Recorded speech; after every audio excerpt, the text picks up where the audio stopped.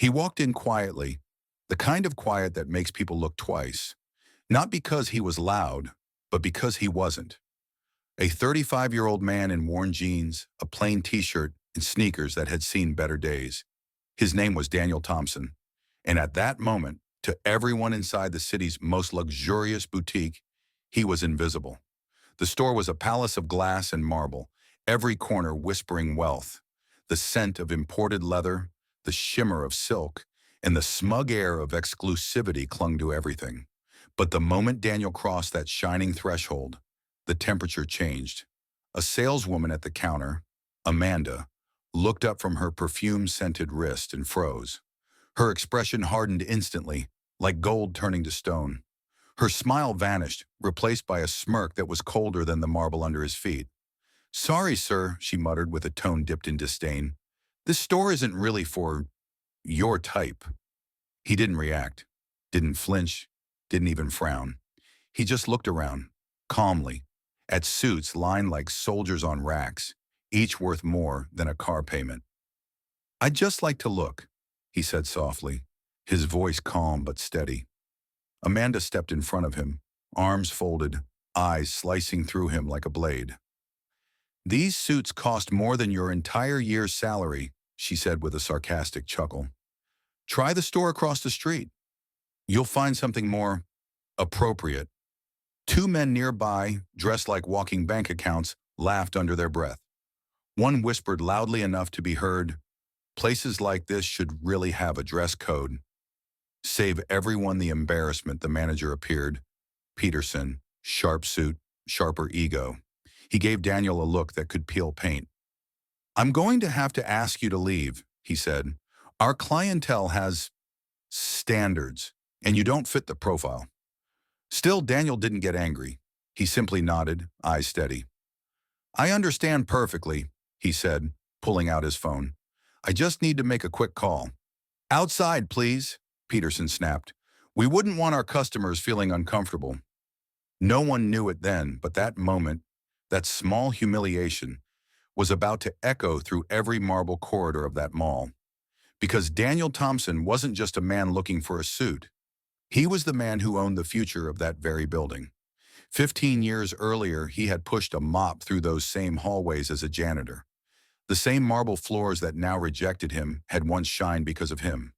Back then, he was just a young man from Detroit, working 3 jobs, cleaning at night, fixing cars by day, studying engineering in the cracks between exhaustion and sunrise. People saw a janitor. He saw a foundation. Every insult, every laugh behind his back became bricks in the empire he was quietly building. Years later, that empire had a name, Thompson Technologies, one of the biggest tech firms on the West Coast. But that Saturday morning, he hadn't come as a CEO. He'd come as a man. No driver, no bodyguards, no suit. Just Daniel, the boy who once cleaned floors, walking again among them. He wanted to remember what it felt like to be ordinary. And the world reminded him, harshly. Amanda's voice snapped him back. "People like you need to understand their place in the world," she said, her tone dripping poison. "Not everyone belongs everywhere." Daniel smiled for the first time that morning. A calm, dangerous smile. The kind that says, "You just wrote your own lesson, and I'll be the one to teach it." He put his phone away, turned, and walked out without another word. But as he reached the door, Amanda called out again. She wanted to humiliate him one more time. "You see this?" she said, holding up her phone. "I'm posting this. A little reminder that some people should stay in their lane." The flash went off. Her caption would read, #Know Your Place. And by Monday morning, the world would know exactly who didn't. That afternoon, Daniel sat in his downtown apartment, overlooking the skyline he had conquered. But his mind wasn't on the view. It was on the moment in that store. He opened a folder on his computer titled Pending Acquisitions. Inside it was a name, Golden Mile Shopping Center, the very mall where his humiliation had taken place. He called his attorney, James Morrison.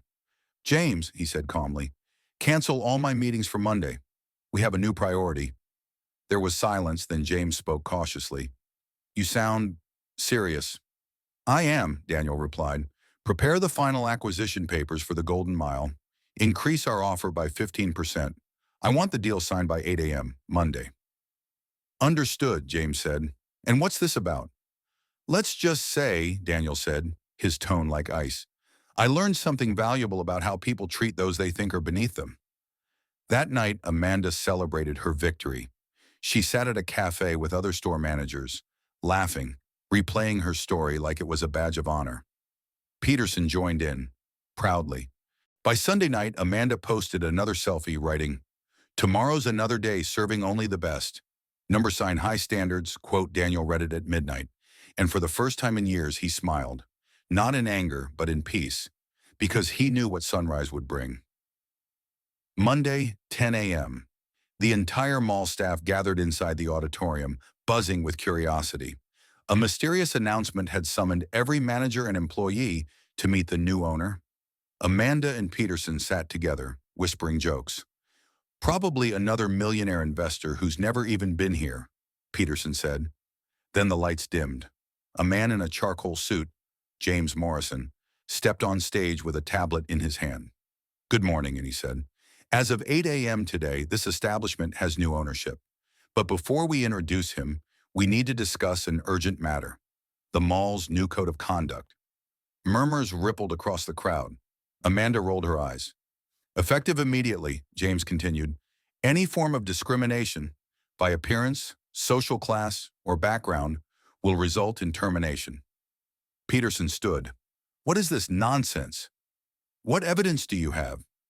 James's lips curved into a cold smile. I'm glad you asked. The lights dimmed again. The giant screen behind him flickered to life. The first image appeared. Amanda's Instagram post, her cruel caption, her mocking hashtags. The crowd gasped. Amanda's heart stopped. Then came Peterson's story post, the one where he'd bragged about teaching someone their place. The room turned to ice. These, James said evenly, are public posts made by employees representing this establishment. Posts that glorify discrimination. Posts that damage this property's reputation.